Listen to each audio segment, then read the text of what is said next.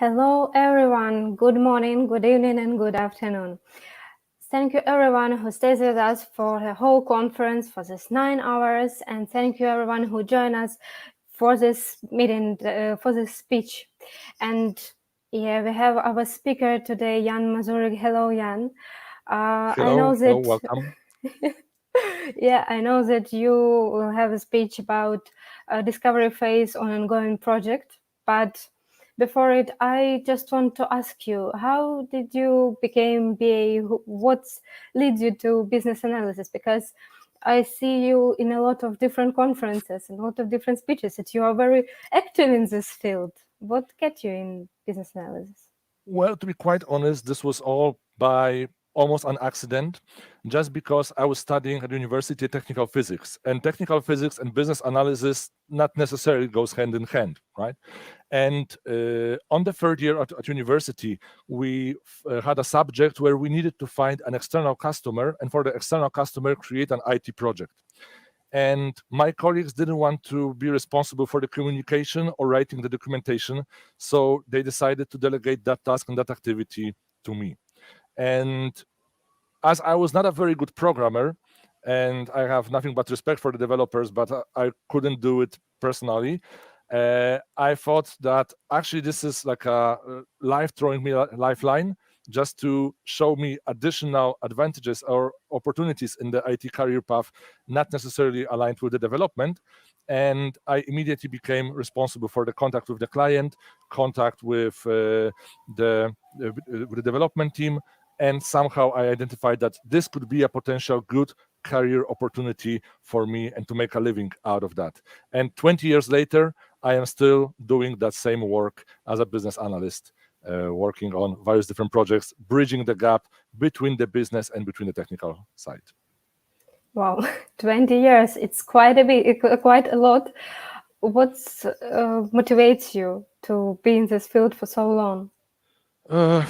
There are still so many things to achieve, still so many things to explore and to identify in the IT world. Because if you look at this from this point of view, at EPAM, every project is a new challenge, is a new opportunity to learn something new, is a new opportunity to explore a different domain, meet interesting people from all over the world, have an opportunity to expand your horizons and to learn new things. In other IT companies, you would need to potentially switch the company to get exposed to new projects and new challenges, new domains, right? At EPAM, you have this possibility that, for example, me being here almost 9 years now, I've managed to work on this is my at the moment 9th project, and every project was in a different domain. Every project was with people from different countries, using different technologies. So it is a great learning opportunity and great privilege to have this opportunity to share that knowledge and experience with others. Hence, participating in events like this, when we have this BA Excellence Community Day, where we have the opportunity to share our knowledge and experience with our colleagues, is a really an amazing thing that makes me feel so humble to be part of such a great event. Okay, and I promise you, it's the last question from my side. What gets you to this conference, to our BA Excellence Conference? So I think when I joined EPAM back in 2014, one of the first presentations which I saw, it contained a statement saying like, our people are our number one asset, and what is beneficial for our employees is beneficial for our company. And those two sentences from that presentation are stuck in my head ever since. And I'm sincerely believe that if we have this opportunity to share the knowledge, share the experience with our other colleagues, then potentially they will benefit from that, and they will have this opportunity to also improve their skills and be better in their day-to-day work. So after 20 years of learning by myself, it's also finally about time to give something back to the community and to be a contributor, helping other colleagues to grow. Thank you. Thank you, Jan, for your thoughts. And also, I wish you luck in your presentation. I'm going off Please, the mic is yours. Thank you so much. So, hello everyone, and welcome to this conference. Good morning, good afternoon, good evening, depending on which time zone you are in, or maybe if you are watching this online at the later time, then also potentially this might be a different time of the day for you. Today, I would like to bring you closer to the topic of discovery phase on an ongoing project, and you might actually think, how is this how this can be possible that if we are going through the various phases of the project, if we would look at the classical cascade waterfall model, and we are, for example, in the development, shouldn't there be phases appearing one after another? You might think like, this guy is crazy. Like, say what? Why does he want to introduce discovery phase on a project that already is ongoing? And the thing is that there are things that you will learn according to Scrum Guide, according to Babok, that are purely theoretical. Life in itself not always is aligned with the theory. One of our professors in Poland used to say that practice is when everything is working, but we have no idea why. Theory is when we know everything, but nothing is working. In IT projects, we should be combining theory with practice, but not in a way that nothing is working and we don't know why, but quite the opposite. We know everything and everything is working. That's why I understand that according to the theory, you might think that phases go one after another. However, this presentation that I will share with you today is based purely on my experience and purely on experience that I've had on various different projects that caused us to get through various different phases all the way back to the discovery. Because I will explain throughout this presentation what could be those trigger points that will get you back to the previous phases. Once again, just to introduce myself, for those of you who don't know me, my name is Jan Mazurek, and I'm a business analyst working in EPAM since 2014. And like I've mentioned, in over 20 years of almost 20 years of IT career, I had multiple situations that actually caused us that from the development phase to move back to the drawing table and actually replan, reanalyze what we are actually delivering. I will share with you today those information, how we can actually deal with that. What are the trigger points that will get us to this situation that we might actually consider going back to the drawing table? What solutions were applied by the development team and by the projects that we were participating in at that time? But I would like to introduce a bit of outside of the box thinking slightly, that the discovery phase itself is not only aligned with the project phase, and that there is also a human factor of the discovery phase, and I would like to cover that in my presentation as well.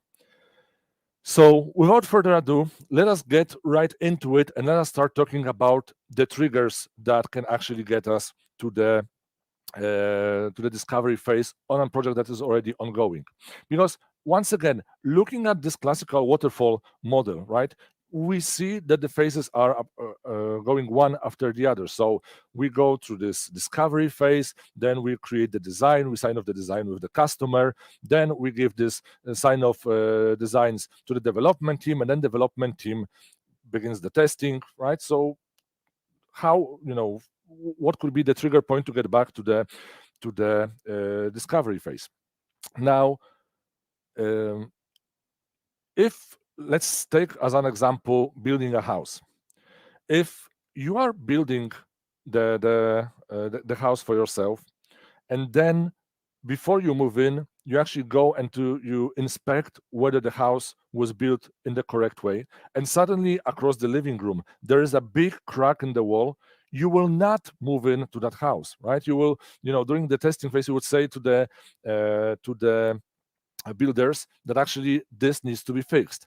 And now you could argue with me that development and testing go hand in hand, and we actually don't go into the next phase, into the deployment, until all of the issues, all of the found bugs are actually fixed. And I agree with you that can be the case.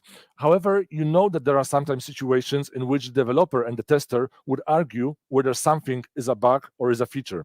And if that's the case, then whom they will reach out to? Well, they reach out to the business analyst to provide the guidance on what should be the proper triaging of the bug. Now, the business analyst will look for the solution in the design. And if the design does not contain the answer, because not knowing our QAs, there can be very creative people and they can come up with the corner case while testing. That was not necessarily part of the initial design. Then we have to actually go back all the way to the customer, and we once again need to discuss with the customer this particular corner case. So what I'm trying to say is that there might be trigger points on each of this phase of the project that actually could trigger us to go back all the way to the previous phase of the project. And today in the presentation, I will be covering those trigger points to explain exactly what could those be. When it comes to the agile type of projects, you might again argue with me and provide arguments that in agile it is easier to accept any kind of a change, and any fluctuation of the scope can be acceptable, especially when we would have the time and material contract. And potentially that could be the case. However, even in the time and material contract, time is also an important factor. In fixed price, often people with whom I talk, they tell that any change to the fixed price, any variation to the scope needs to be rejected or needs to be highlighted to the customer, that if we will accept any change to the scope of the project, then the customer will not receive the low priority items on the backlog, because we have a fixed time, fixed budget, fixed scope for the project. But in time and material contract, time is also a factor. And if the time for the project will run out, again, the low priority items will not be delivered. That's why, regardless whether we are dealing with the waterfall or agile project, still any change that can affect the scope of the project, any situations by which we would need to get back to the drawing table, might require rethinking, reanalyzing the delivery dates, the delivered solution, and can affect really the overall perception of the project itself. So what could be those trigger points? Well, one of the trigger points that I have come across in my career was the fact that the project that we were delivering for one of the customers was in regards to reporting area for certain regulators. It was a financial application and targeting the trading, both front office and back office, for capturing of the trades. And that financial institution was supposed to provide information about regulations to certain financial regulatories, such as FINRA, such as SEC. SEC, not our software engineering conference, but SEC, the Security Exchange Commission. And turns out that during the audit, there has been reported information that not all of the information that the customer is reporting on is the one that the regulators would be expecting. And if the changes will not happen, if the changes would not be introduced to the scope of reporting project, then potentially the regulator might actually cause a fine, a penalty, or even lead to closing up of the business, because the operation for the customer is not necessarily aligned with expectation from the financial regulators. So this is one of the trigger point that we might actually reconsider. And despite the fact those initial those reports that the auditory would be expecting were not part of the initial scope, we would somehow need to rethink how to include those functionalities and those reports into the scope of the project. Therefore, we would need to, despite the fact of already developing the solution, we might need to, in this particular case, go all the way back to the discovery and to see how we can incorporate the feedback from the auditors into the project. And later on, in the second part of my presentation, I will be sharing with you the solutions that we applied for various of those situations. However, first, I would like to go through other trigger points that actually also happened on the projects on which I was working. Because the other situation that we had on already ongoing projects was introduction of various different policies and procedures.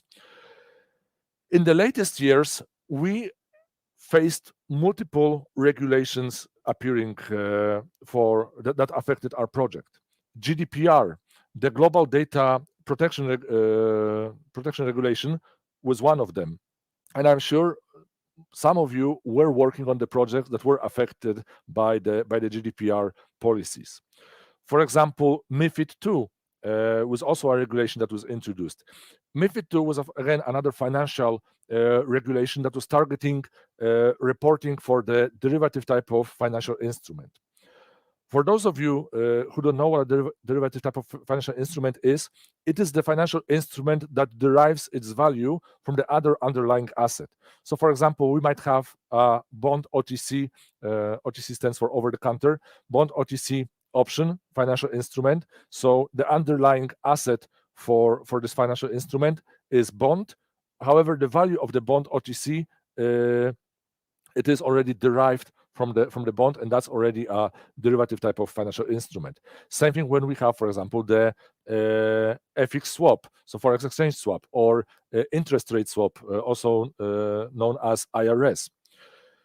MiFID II was targeted to bring better visibility and bigger visibility and reporting capabilities for those financial institutions to see actually what financial instruments are being traded and how those trades are being reported. Because it has been identified that the over-the-counter market for the derivative type of instruments was way bigger and less transparent to the regulators than the exchange market on which also other financial instruments were being traded. And then once again, you need to get back to the drawing table to see how this new regulation affects your project, how it affects the timeline for your project, and how this can actually be taken into consideration when considering further releases and further development of the project on which you are already working.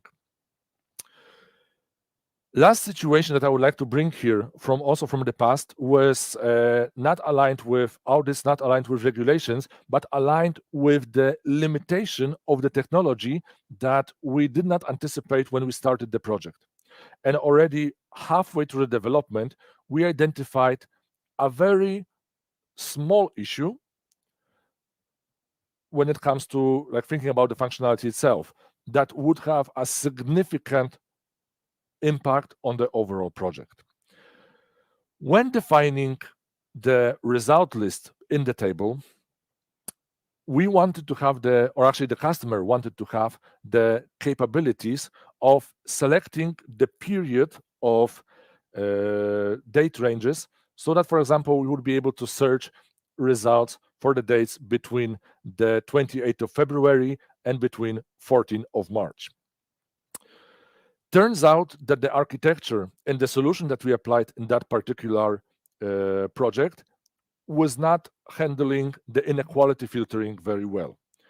You could have the possibility to display the results for the date greater than 28th of February, or for the results not greater than 14th of March. But you could not have two inequality filters at the same time. And such a small feature and such a limitation that we had on our project actually caused us to reconsider, and actually we were even thinking to throw away the entire project altogether, just because the expectation from the customer and the functionality that the customer was expecting could not be met with the technology that we have applied on that project. All of this sounds very scary. However, have no fear. We've managed to actually overcome those challenges by applying various different solutions. And I would like to share with you those solutions right now. Regardless of what is the type of the project on which you are working, and whether it's a waterfall, whether it's an agile project. You usually, for the project, it's useful to have some kind of a roadmap to know when certain epics will be delivered, right? But when a change like that happens, either by a new regulation being introduced, or either by the result from the audit appearing, or whether by identifying some certain limitation that potentially might require introduction of several spikes, proof of concepts, identifying the alternative ways to solve the problem, then that initial roadmap that you had in plan already is not necessarily the one that would the customer would be happy with, right? And is also already no longer valid for your project. So you need to actually get back to the drawing board. Now, potentially, there might be situations in which you actually could expand the team that is working on the project. And despite the fact of having this bigger scope and identified new features, then the development team potentially could be working with the full speed with the enhanced scope. However, not always adding additional people will give you that benefit. If the project is short term, and one of the projects on which I was working when we faced that situation was a fixed price agile project with only 4 months of the time frame to deliver the project. In that particular case, adding additional people could result with decreased velocity despite the fact of increased capacity, because the most senior people working on that particular project would be involved in onboarding less experienced colleagues who are joining the project to get them up to speed with the processes, domains, tools, technologies. And if the project is a long-term one, adding additional people might have a benefit. However, on a short-term project, not necessarily. That's why it is important to consider whether expanding the team is really the solution to go, especially since not every customer would be willing to put additional money for adding additional people to the project. When you have this triangle of the project management, where you have on one peak the scope, on the other peak you have the resources, on the third peak you have the time, right? You cannot affect one of the peaks without affecting the remaining two if you want to maintain the good quality for the project. So that's why not always that is the possible solution. What we did on one of the projects is actually we've discussed this with the customer, and based on the customer's expectations, we decided to put the work on the further epics and further stories and further sprints on hold, and to actually focus on the new item, new input to the scope to identify and to perform this discovery phase, to identify, to put it into the roadmap, to consider this as part of the overall project, that the overall the team that was working on those first two epics, that they would also, knowing already the domain and the products and the technology stack, that they would also work on that new identified piece of functionality, piece of scope for the project. Adding additional team to the project also might not necessarily in this particular case be beneficial, just because if you are the most experienced person who performed the initial discovery phase, and understands the potential impact and the ramification of the impact that has been identified, then it might be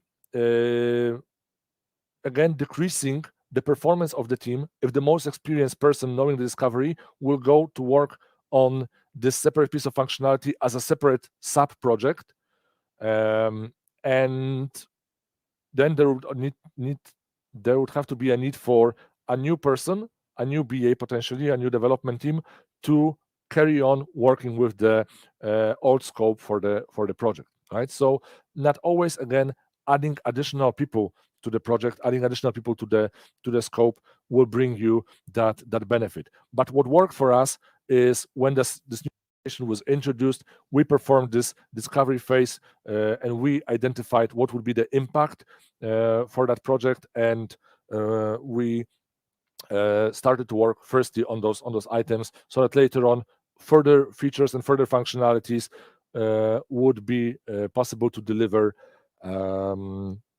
already taking into consideration the change of regulation being introduced.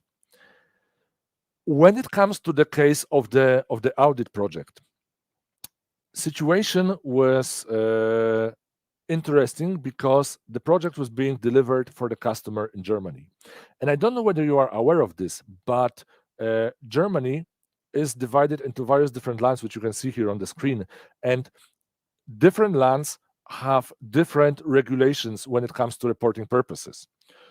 What was suggested and what was also accepted by the customer is to divide the functionality and divide the reporting to not to include this for the overall countrywide specific behavior for the project, but only to report on what the audit was expecting to report in the lands when that audit was expected to deliver those reports, and to divide the big business into smaller entities so that we would avoid the risk, or the customer would avoid the risk, in which they would need to close their business in the entire country. So they would, for example, still be able to operate under different entity name in Bavaria, in, for example, Westphalia, Saxony, in Brandenburg, or in Berlin.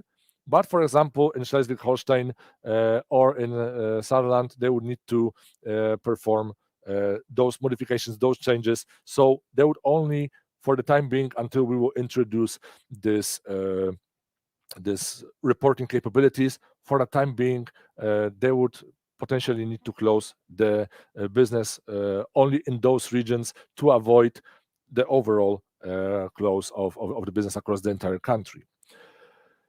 Now, this brings an interesting point to the overall work of the business analysts, because we are not only expected to create user stories and to manage the backlog and to work with the priorities, but as our name itself implies, we as the business analyst should be capable of actually analyzing the business and trying to think how we can introduce changes and introduce regulations and introduce policies that will allow our customers to have some opportunities to grow their business, right? So this investigation, this discovery phase, and this identification of the fact that different lands in Germany have different regulations gives us this possibility to actually suggest to the customer that potentially there is a way to avoid the risk of closing off the business. And luckily, even in those lands where we decided to, potentially put on hold the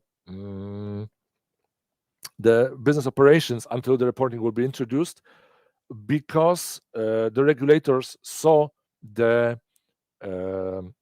effort and saw the willingness to introduce those reports as soon as possible. They've allowed the business to run and to operate.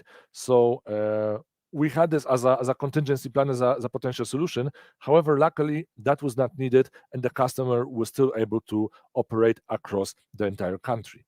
But nevertheless, it required from us identification and performing this analysis and this discovery of how we can continue to operate for our customers in that particular environment.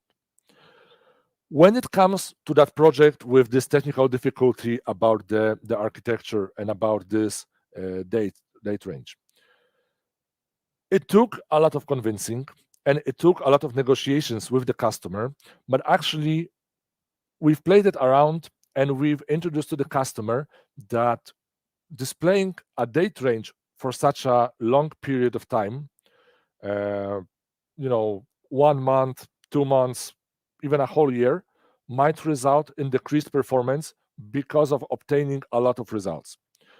So using the performance argument, we suggested to the customer that actually we could avoid having such a long period of date range, and to actually limit this date range to have only 1 week at a time. So, for example, if we could select the 28th of February as the first day of the search, then 6th of March would be the end date that the system would allow. And we solved this in a slightly different way, because we basically displayed the list of results from the database for each of the dates separately. So we created an aggregation of the results in our summary table just by using the ins capabilities.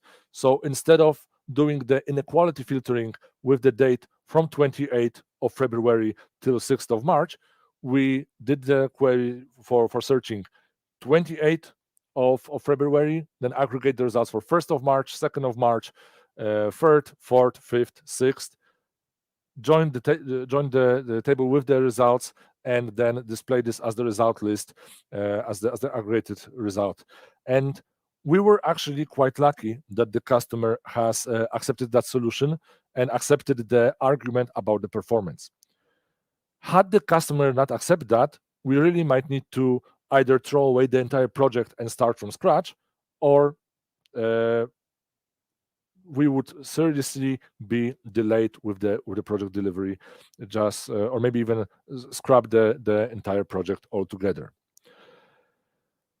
Regardless what is the trigger point, and regardless what is the solution that you are applying to your project, one thing that's very important is, as a business analyst, it is very important to perform the gap analysis, to actually identify that even if we are already on an ongoing project and we've already identified a certain scope for that project, we need to go through the identification of where we are at the moment and where we want to be once these gaps have been identified and analyzed. And those gaps will actually and those steps that will help us to get from the current state to the desired state will actually create a desirable action plan to know what to deliver and how to deliver that for the customer.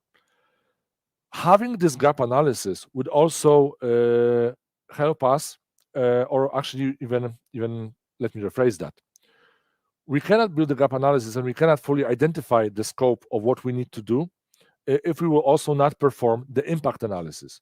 So any of those regulations, any of the results of the audit, or those technical difficulties that we can come across on the project, they all will actually result with the fact that there might be an impact to the scope, and we need to identify what the impact is, how long will it take based on the rough level ROM estimations, and it will help us also to negotiate and discuss with the customer how to update and how to adapt the timelines that we have on the project.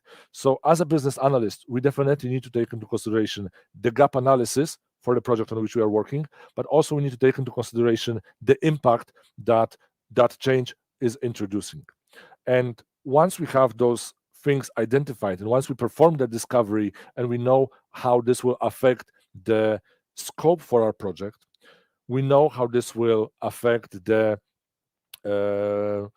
the timelines for the project, then we also will be expected to actually update once again the customer journeys that if for example, they will be modified, there will be change for the project, and how the customer will go through the end-to-end process inside their application, that also would need to be updated. So the changes that we identify on an ongoing project, and it is true that the later we will identify the change, the more impact it potentially can have. Because it will have the impact on the scope, it will have the impact on the timeline, but it will also have the impact on the artifacts that we as the business analyst are producing on the project. That's why once we complete that discovery, we then need to update the journeys throughout the application on how the customer will be doing monitoring their end-to-end flow throughout the application.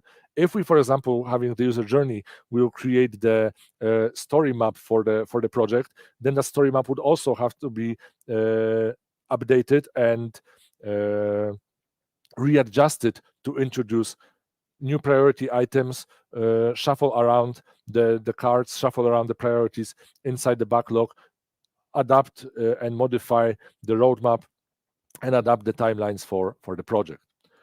Having all of that, there will be nothing more for us to do but to actually introduce that change and to bring the innovation, bring the modified scope, and continue to work on the development under the new functionalities and the new features that the customer would be expecting. And in the end, we still need to measure we are on the right track towards achieving the success with the project, with the change scope, because we might have some initial KPIs at the beginning of the project. And today, Dima in the conference did a very good presentation. I very much encourage you to watch that, the presentation about the KPIs for the business analysts.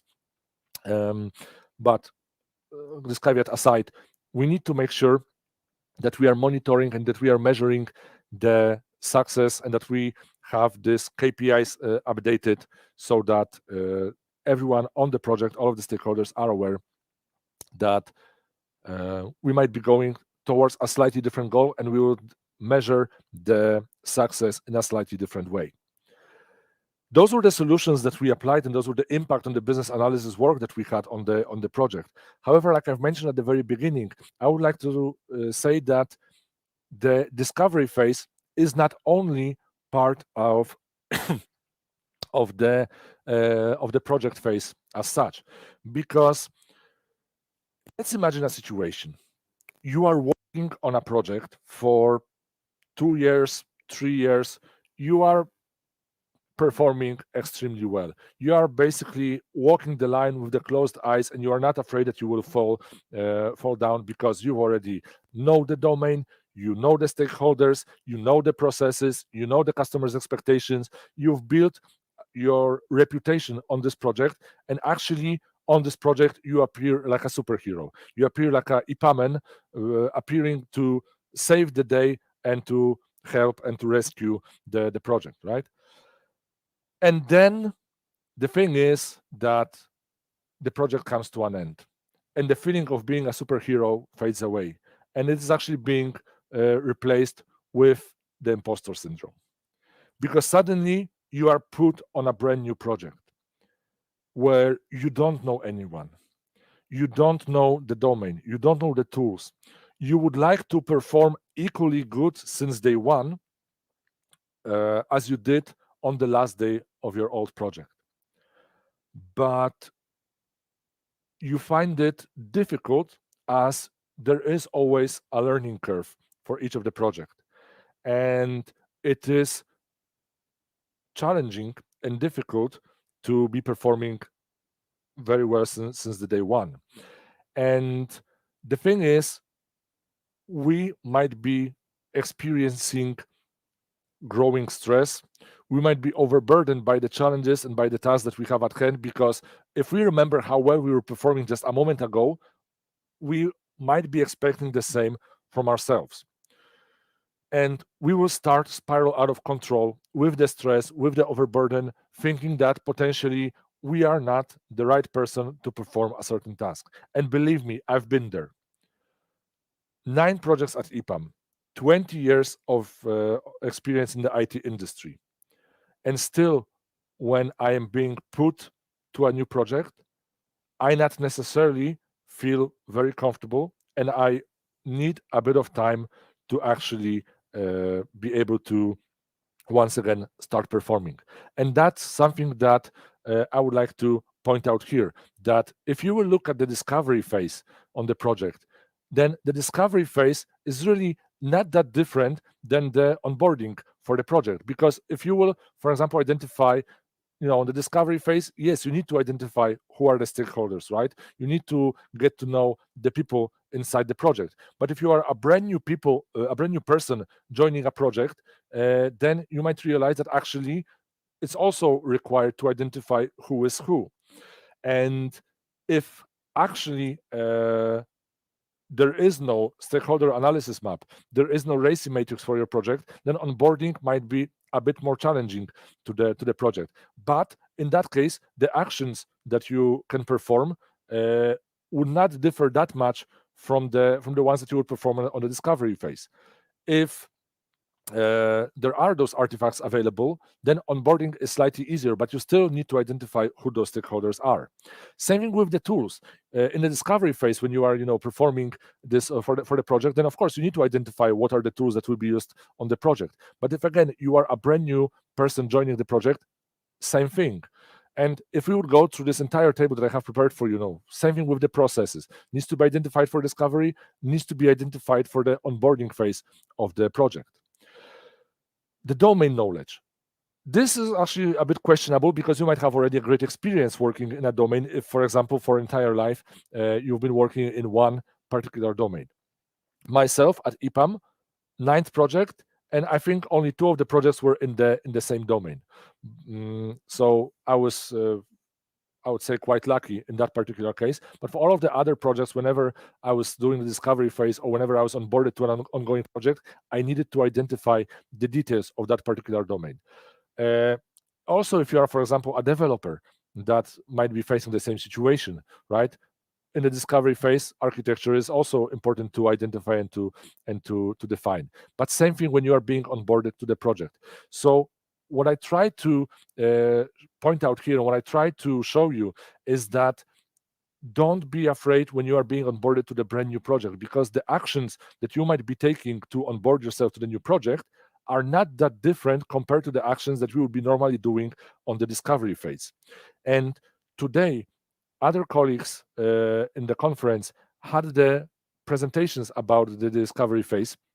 So again, I encourage each and every one of you who is watching us online to take an opportunity, and once the recordings from the sessions will be available, to rewatch them, because despite the fact those presentations might be in regards to the discovery phase, if you would be onboarded to the brand new project, those actions might also be helpful for you and might help you fight the imposter syndrome. And there is no person that has an unlimited knowledge, unlimited experience, unlimited uh, skills to perform the work. Each and every one of us will have to go through that learning curve when they are being onboarded to the brand new project.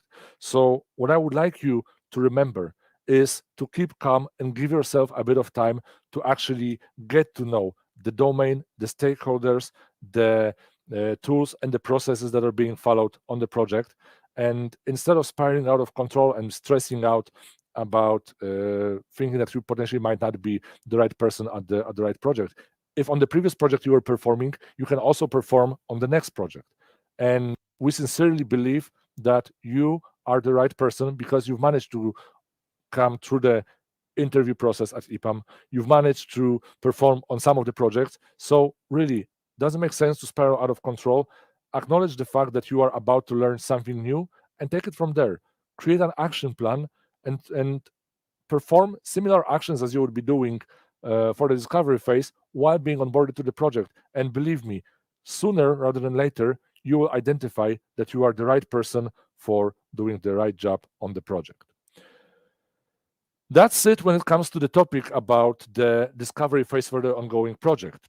If you would like to stay in touch, here are my contact details. So I encourage each and every one of you to drop me a message in Skype, reach out to me in LinkedIn, drop me an email, or reach me out at the Instagram.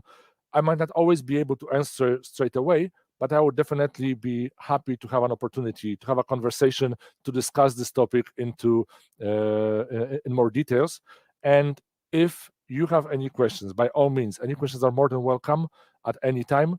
And once again, I encourage each and every one of you to watch the recordings from other sessions, because I am sure our other speakers did great work, and they would like to also let you know that you can benefit from their sharing knowledge with you.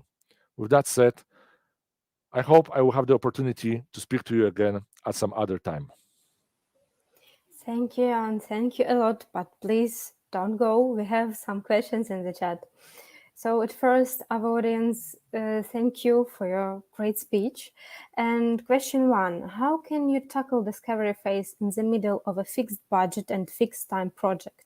Client always want more for less, and that's always a challenge for BAs to communicate. So yeah. That's definitely true, and we were facing that situation on one of the projects where we, after performing several months of the discovery phase, the customer decided to switch to agile because agile was the next buzzword, and it was around 15 years ago, so everyone wanted to be agile back then, but not necessarily every customer had the agile mindset. And despite the fact, when we did the discovery phase, we had the limited budget for the project because the budget was estimated based on the scope of the discovery phase. And then during the refinement, the customer tried to smuggle in some additional acceptance criteria, some additional functionalities, especially after every sprint review, because the customer wanted to provide us with the feedback. Now, this resulted in two things. First of all, a lot of difficult and challenging discussions with the customer where we actually had to push back and had to explain that, of course, agile facilitates changes very well. However, the scope and the timeline for the project is not made out of rubber. And if the customer would like to introduce a certain change, then we are more than happy to facilitate that change. However, with the caveat that items that will be on the bottom of the backlog once the time will run out will not be delivered. So that pushback on the customer was one of the things that the customer had for themselves to reconsider. And the second thing was that we had on our project, we had the requirement traceability matrix, which I sincerely believe is one of the most important artifacts a BA can do on the project.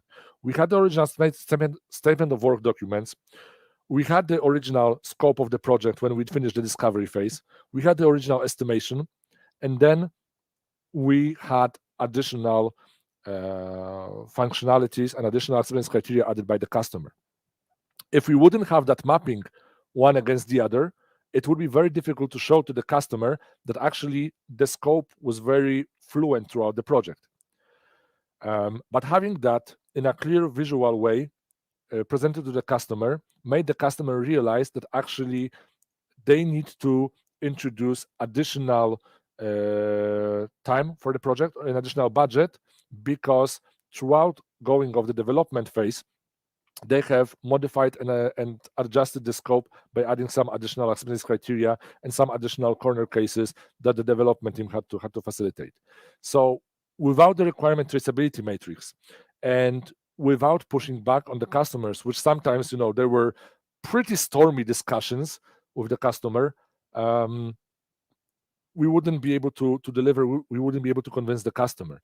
One very important thing, when you have those stormy discussions with the customer, it is very important that the delivery manager, that the project manager, product owner, whoever, every member of the team is saying the same message to the customer, so that you appear as a united and unanimous vote when discussing with the customer. Because if only one person from the group will start saying something different, the customer might use that person's opinion and try to sneak in some of the additional information, try to convince to having a different approach. It's like, I don't know whether you have a dog, but when I have a dog, and there was a situation when I tried to teach the dog not to enter the sofa, and I had to tell the dog 100 times not to jump on the sofa, and finally the dog learned that the sofa is not a place for him. However, the moment I only told him once that he can jump on the sofa, forget about it. He immediately started to jump on the sofa, use the sofa as his own resting place, right? So you might need to say something 100 times if you want to convince someone. If you will say something different only once, then the customers might want to use it as the back door to convince you to use that approach. Thank you, and I hope this was a full answer for this question. So, question 2. Hello, could you please tell us more details, such as tools and techniques used to perform the impact analysis? Uh, okay, so the thing is, again, work on the IT project is never a work of a single person, right? So my favorite tool when it comes to stuff like requirement traceability matrix, impact analysis, gap analysis, it might sound funny, but I use Excel. Very good, very powerful tool where you have an opportunity to capture a lot of valuable information, such as to which um, requirement the change can relate to. What is the estimation when it comes to the t-shirt size? What is the estimation when it comes to the story points? What is the um, potential impact when it comes to the overall solution? Who is approving that potential change, right? So for me, uh, I use just this. I think there is a beauty in the simplicity of Excel, just because it gives you an opportunity to custom tailor the report you want to present about the impact to the audience to which you will be presenting that report. Because you might have a very big Excel spreadsheet altogether, but some of the columns will be presented for the development team, some of the columns will be presented for the customers. So you might have various different exports off of the same report altogether. So Okay. apologies if the audience was expecting more fireworks and waterfalls, rainbows and butterflies when it comes to the answer about the tools, but I think there is a beauty in the simplicity. Perfect. I believe it in this as well. So yeah, we have our last question. Thank you for the presentation. Did you encounter any situation when you discover an issue during the development phase and then specific topic was missed during the discovery phase? If yes, what were the actions that you took? We had on one of the financial projects quite an interesting situation where we were performing, one of our BAs was sent to perform the discovery phase on site and was doing the observation and shadowing on the work for the financial institution. And one of the functionalities that was missed was the functionality of the accounting reconciliation. The way how it was missed, it was because when our BA went for the business trip. Uh, the business trip was within the first 2 weeks of the month. And turns out that the accounting reconciliation was a process performed by the customer only at the end of the month, just to reevaluate and recalculate the accounting books inside the application. So despite the fact of doing the shadowing and observation throughout these 2 weeks, that one particular operation was not performed by the specialists who were showing how they are working with the as is solution. And the way how we identified that and the way how we tackled that is after performing the whole discovery phase and after starting to build out the user journey and then later on build the story map for the project. We presented that story map and that finding and the building blocks, how we will build the solution based on which epics, based on the deliverables, and based on the functionalities, how we envisioned the to be solution. And the customer looked at the end-to-end flow and said that it is almost perfect, but we have forgot about the accounting reconciliation. And it was actually pointed out to us that the discovery phase was not completed successfully just because that functionality was missed. So what we had to do is we needed to postpone the start of development by additional 2 weeks, so that in around 3 days we performed the identification of what is accounting reconciliation, how it's being performed. And in addition, remaining period of time, we were adapting the designs, journeys, and we were adapting the scope of the project to incorporate that functionality into the scope of the project. That's why I sincerely believe that those artifacts that we are creating, stakeholder analysis map, RACI matrix, the requirement traceability matrix, user journey, story map, I know they are all time consuming and might be also time consuming to keep them up to date, but they are there for the purpose, and they are there to help us identify the scope, manage the progress of the project. And that's why I sincerely believe that it is worth to go through that a bit of extra effort to deliver those features and those functionalities. Thank you. Thank you for such an excellent answer. And Jan, we have one bonus question. It was asked 3 times during your presentation. What's the name of the bear and what's the backstory?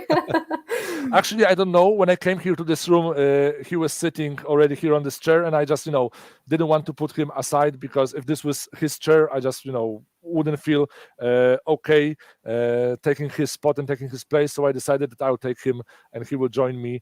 Actually, we can call him EPAM. So miś in Polish is bear, and EPAM sounds nice with the name of the EPAM. So we can call him EPAM. Perfect. Thank you so much again for your presentation, for your answers. And I think it's a best end of our conference we can imagine. Thank you so much. Thank you so much for having me. It has been a great pleasure to be part of this conference.